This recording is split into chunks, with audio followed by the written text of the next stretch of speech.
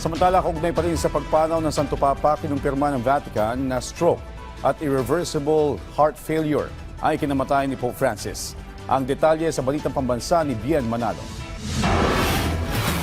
Nagluluksa ang buong mundo sa pagpanaw ni Pope Francis.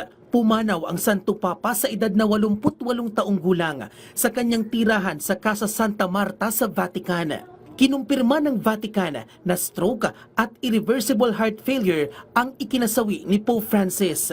Ayon sa doktor ng Vatican na ito'y dahil na rin sa double pneumonia na tumama sa Santo Papa noong Pebrero ng kasalukuyang taon. Nakasaad din sa medical report na may history si Pope Francis ng acute respiratory failure, bunsod ng multimicrobial bilateral pneumonia, multiple bronchiectasis, high blood pressure at type 2 diabetes.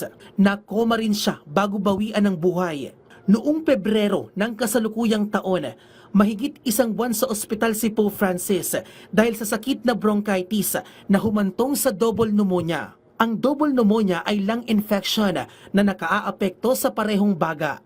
Nagdudulot ito ng hirap sa paghinga. Ilan sa pangunahing dahilan nito ay bakterya at virus. Ilan naman sa sintomas nito ay hirap sa paghinga, pananakit ng dibdib, pag-ubo na may kasamang plema, lagnat, pagkapagod, pagsusuka at pagtatai. Base sa medical history ni Pope Francis, inalis ang bahagi ng baga niya dahil sa pleurisy noong 21 taong gulang pa lamang siya. Sumailalim din siya sa abdominal surgeries noong 2021 at 2023 dahil sa diverticulitis at abdominal hernia. Pero sa kabila nito, nanatili pa rin si Lolo Kiko sa kanyang sinumpaang tungkulin na patuloy na maging instrumento ng kapayapaan at pagmamahal sa buong mundo.